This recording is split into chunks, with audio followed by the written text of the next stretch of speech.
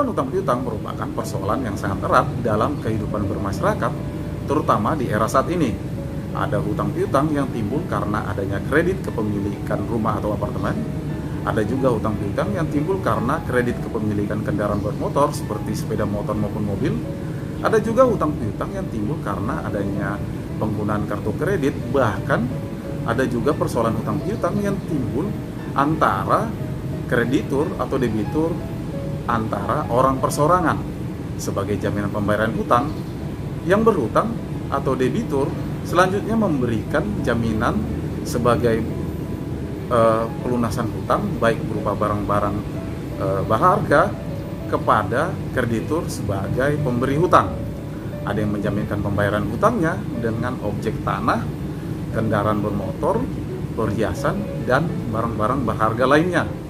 Hal ini tentu saja disesuaikan dengan kesepakatan sebelumnya antara kreditur dan debitur,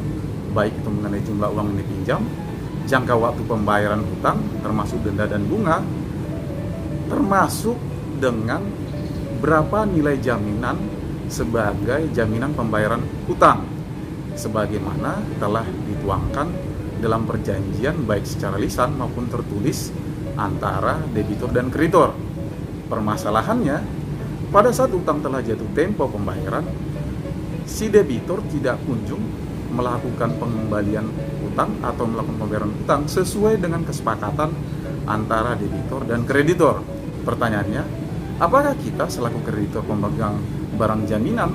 berhak untuk menjual barang-barang jaminan milik debitur tanpa sepengetahuan dari si debitur sebagai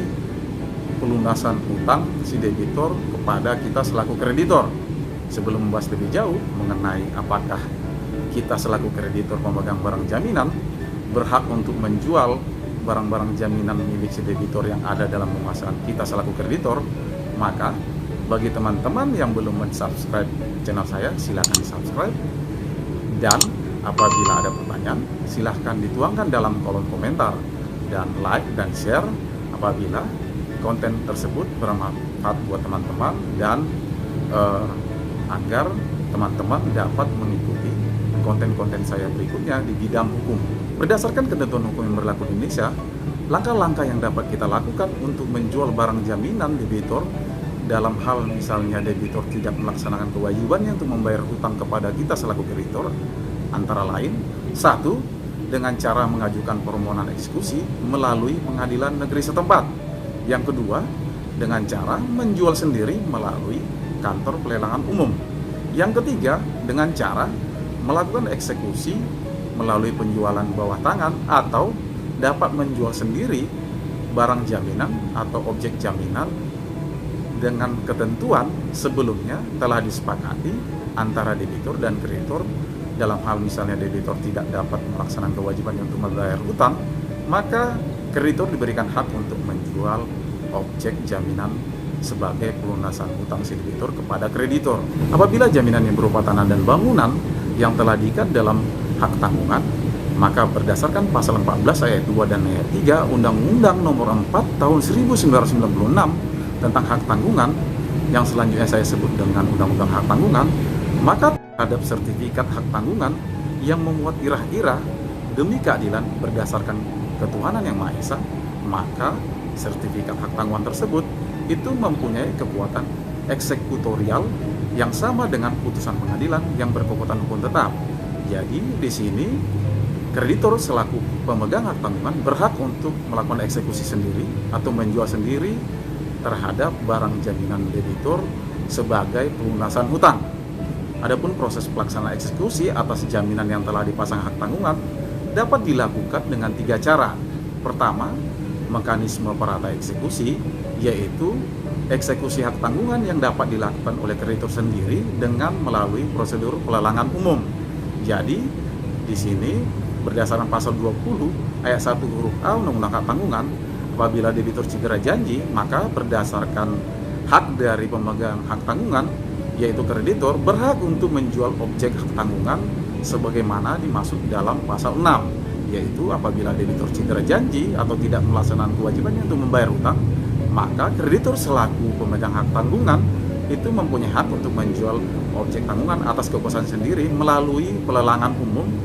serta mengambil pelunasan piutangnya dari hasil penjualan atas barang jaminan milik si debitur. Nah, yang kedua itu dengan mekanisme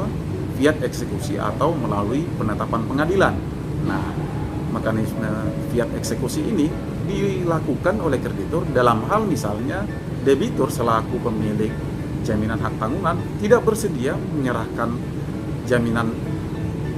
pelunasan hutang secara sukarela, sehingga dalam hal ini kreditur dapat mengajukan permohonan untuk melakukan eksekusi melalui pengadilan. Dengan cara mengajukan permohonan eksekusi, selanjutnya pengadilan akan melakukan teguran kepada debitur atau unmanning agar si debitur melaksanakan kewajiban untuk membayar hutang. Nah, apabila debitur tetap tidak melaksanakan kewajibannya, maka selanjutnya pengadilan dapat melakukan sita eksekusi hingga melakukan lelang atas jaminan debitur sebagai pelaksanaan pelunasan hutang si debitur kepada si kreditor. Pasal 20 ayat 1 huruf B Undang-Undang Hak Tanggungan itu menyatakan bahwa apabila debitur cedera janji untuk melaksanakan pembayaran hutang, maka berdasarkan detail eksekutorial yang terdapat dalam sertifikat hak tanggungan, maka objek hak tanggungan dapat dijual melalui pelelangan umum menurut tata cara yang ditentukan dalam peraturan perundang-undangan untuk pelunasan hutang piutang pemegang hak tanggungan, sebagaimana telah saya sampaikan tadi melalui penetapan pengadilan. Yang ketiga, mekanisme pelaksanaan eksekusi terhadap barang jaminan yang telah dipasang hak tanggungan dapat dilakukan dengan penjualan di bawah tangan, yaitu dengan cara melakukan penjualan di bawah tangan berdasarkan kesepakatan antara debitur dengan kreditur sebagaimana dimaksud dalam ketentuan pasal 20 ayat 2 Undang-Undang Hak Tanggungan yang menyatakan bahwa atas kesepakatan pemberi dan pemegang hak tanggungan, penjualan objek hak tanggungan dapat dilaksanakan di bawah tangan jika itu dapat diperoleh harga tertinggi yang dapat menguntungkan kreditur dan debitor. Untuk jaminan pelunasan hutang debitur kepada kreditur berupa gadai, maka dapat mengacu pada pasal 1156 Kitab Undang-Undang Hukum Perdata yang menyatakan bahwa dalam segala hal, apabila debitur atau pemberi gadai lalai untuk melakukan kewajibannya untuk membayar hutang, maka kreditur dapat menuntut lewat pengadilan agar barang gadai milik debitur tersebut itu dijual untuk melunasi hutang dari si debitur kepada kreditur beserta bunga dan denda atau biaya sebagaimana telah disepakati sebelumnya menurut cara yang akan ditentukan oleh hakim, atau agar hakim mengizinkan barang gadai itu tetap berada pada kekuasaan kreditur untuk menutup sejumlah kewajiban dari si debitur kepada kreditur yang akan ditentukan oleh hakim dalam suatu keputusan sampai sebesar hutang beserta bunga dan biaya yang telah ditentukan sebelumnya. Adapun untuk jaminan hutang atas pelunasan dari pembelian kendaraan bermotor, maka jaminan tersebut harus diletakkan dalam jaminan fidusia. Nah, jaminan fidusia tersebut harus didaftarkan pada lembaga fidusia dan terhitung sejak adanya putusan Mahkamah Konstitusi. Maka dalam hal misalnya debitur tidak bersedia secara sukarela untuk menyerahkan jaminan fidusia, maka si kreditur harus mengajukan permohonan eksekusi melalui pengadilan negeri setempat untuk melaksanakan eksekusi atas jaminan fidusia. Jadi dalam hal ini pihak leasing atau pihak perusahaan pembiayaan tidak dapat melakukan eksekusi secara paksa atas jaminan fidusia, dan menyangkut tentang fidusia tersebut telah saya sampaikan pada video saya sebelumnya. Jadi sekalipun kita membutuhkan uang untuk membayar keperluan atau misalnya karena barang jaminan si debitur ada dalam penguasaan kita, kita tidak berhak untuk melakukan penjualan atas barang-barang jaminan si debitur tanpa adanya sebelumnya kesepakatan dengan si debitur atau tanpa sebelumnya dipasang hak tanggungan terhadap barang-barang tidak bergerak atau barang jaminan yang didaftarkan pada lembaga fidusia atau barang jaminan yang telah diletakkan sebagai gadai atas pembayaran atau jaminan pembayaran hutang. Lantas yang menjadi pertanyaan selanjutnya, bagaimana apabila kita selaku kreditor pemegang barang jaminan kemudian menjual barang jaminan hutang yang ada dalam penguasaan kita? Maka perlu saya sampaikan, menjual barang jaminan milik debitur yang ada dalam penguasaan kita tanpa seizin atau kesepakatan terlebih dahulu dengan debitur dapat dikategorikan sebagai tindak pidana penggelapan sebagaimana diatur dalam pasal 372 Kitab Undang-Undang Hukum Pidana yang menyatakan bahwa barang siapa dengan sengaja dan melawan hukum memiliki barang sesuatu yang seluruhnya atau sebagian adalah kepunyaan orang lain tetapi yang ada dalam kuasaannya bukan karena kejahatan, diancam karena penggelapan dengan pidana penjara paling lama 4 tahun. Ketentuan ini dipertegas kembali dalam jurisprudensi Mahkamah Agung nomor 618K garing Pit garing 1984 tanggal 17 April 1985 yang menyatakan bahwa penjualan barang-barang jaminan milik debitur oleh kreditur tanpa seizin dari si debitur merupakan tindak pidana penggelapan. Saran saya, sebelum teman-teman memberikan pinjaman dan menerima jaminan, sebaiknya teman-teman selaku kreditor terlebih dahulu